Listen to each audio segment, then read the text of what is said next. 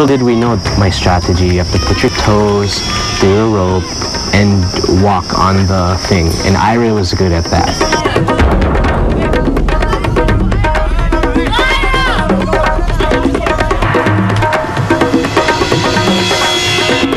Hindi kami super duper strong. Aaminin ko yan. Wala kaming kumbaga wala kaming game plan.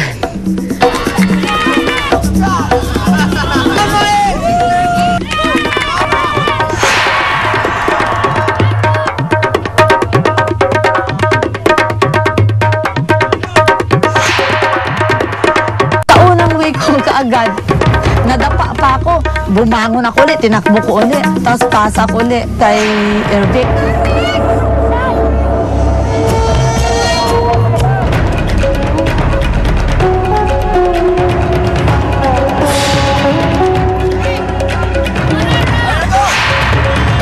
Mabalik na si Ira para itag. Si Aaron. Si Ervic. Dahan-dahan tinatawid ang lubid. Aaron, pakit na ng platform. Ito na si Aaron. Tumawid na rin sa lubid. Perfect. Yung challenge na yan, actually, yun yung mga ini-expect ko talaga dito sa Survivor. Feeling ko, strength ko yung mga ganun challenges. Yung mga more physical, more on flexibility, mga ganun. Kasi, ayun nga, as an athlete, medyo sanay ako sa mga may hirap na gawain. Si Ervic ay naabot na ang platform. Pakit na si Ervic para makuha ang pangatlong puzzle piece for Sarmayi. Nakatungtong na rin sa platform si Aaron. Unang attempt ko, medyo nahirapan ako. Na para kunin ang puzzle piece. Ervic, natanggal na ang puzzle piece. Bumaba na si Ervic. Ervic, tumatakbo. Aaron, humabol, nalaglag. Tumatakbo si Aaron, pabalik. Halos pantay ang Sarmayi at Nagar. Ito na si John. Para sa Sarmayi. Ito naman si Moy para sa Nagar. Sino kaya ang unang makakatawid? John, nasa lupit na. Boy, dahan-dahan, boy! Swing. Boy, dahan-dahan, boy!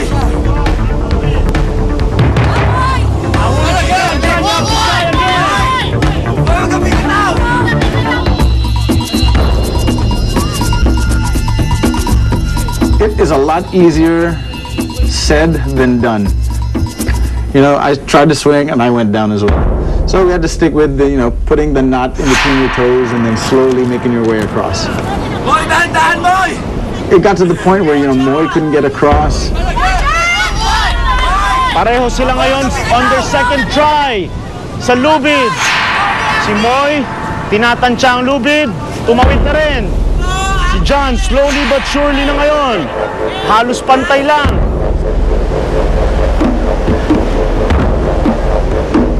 Si John, inaabot ng paa ang mga buhol ng lubid. Si Moy, nakakapit. Nakakapit ng matindi si Moy. Si John, swinging his way through. Malapit na maabot ang platform. Naabot na ni John ang platform para makuha ang puzzle piece. Si Moy, nalaglag ulit. Moy, kailangan mo umakyat ulit. Nalaglag ulit si Moy. Si John, nasa taas na ng net wall para makuha ang puzzle piece. Parang nahiya ako na sana kinaya ko. Yung pala, hindi ko talaga siya kaya. Third try na ni Moy. Pag nahulog pa si Moy dito, kailangan niyang bumalik para itag ang susunod na miyembro. Si John nakatakbo na. Pabalik ng Sarmayi.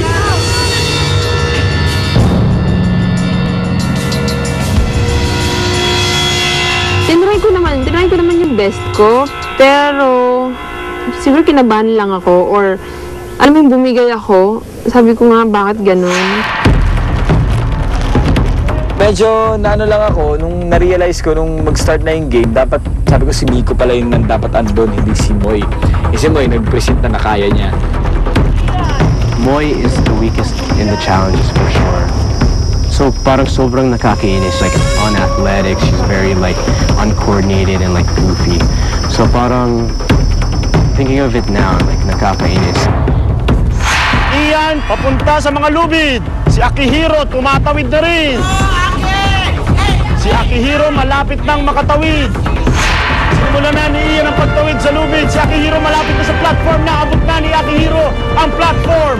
Bakit na ng net wall? Si Ian, tumatawid na rin. Akihiro, nakuha ng puzzle piece, pababa na ng net wall. Leading ang Sarma Yi. Akihiro, tumalon, pabalik. 3 more puzzle pieces for Sarma Yi. Si Ian making his way through. Eto na si Nanay Elma. Ian, dahan-dahan. Ian, nahulog. Ian, you have to try again. Nanay Elma, nasa lubid na rin. Dahan-dahan. Ito na ang second try ni Ian. Second try ni Ian. Sa lubid. Hulog ulit si Ian. I think if Moy got across the ropes without falling, or falling but she still got across, parang I would still have the will to also go across the ropes. Pero parang wala na akong gana. Like, I kind of gave up because I was like, oh God, we have Moy, dude. And like, she fell. So parang, why waste my energy? Ito na si Ira, humahabol para sa Nagar. Andito na ang ulan. Lalo pang hihirap ang pagtawid sa lubid. Ito na si Ira. Humahabol kay Nanay Elma si Ira. Nanay Elma, dahan-dahan ang pagtawid. Ganon din si Ira. Nakamuntikan mag-slide pababa.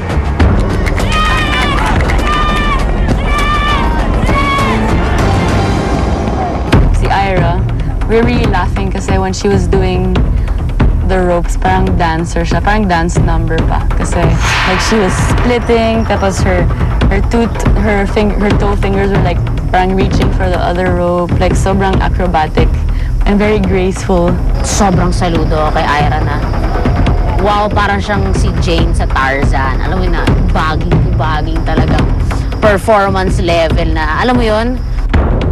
Matindi ang kapit ni Nanay Elma at malapit na maabot ang platform. Ito na, si Nanay Elma, naabot na ang platform.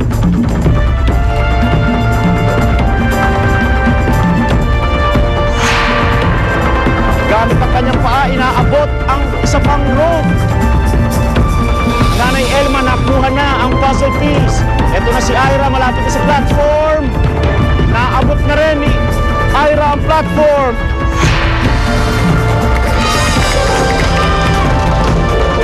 Ira, nasa taas na rin ang net wall. Ito na si Ervic para sa Sarma Yi. Ira, nakuha na rin ang puzzle piece for Nagar. Sino ang susunod sa Nagar? Aaron making his way through the platform, going into the ropes. Si Aaron, nag-swing na naman.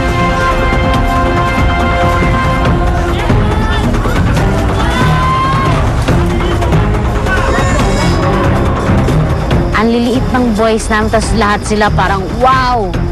Buff talaga na mga monsters. Alam mo yung lalaki nila, proud din ako kay Aaron dahil he did his best.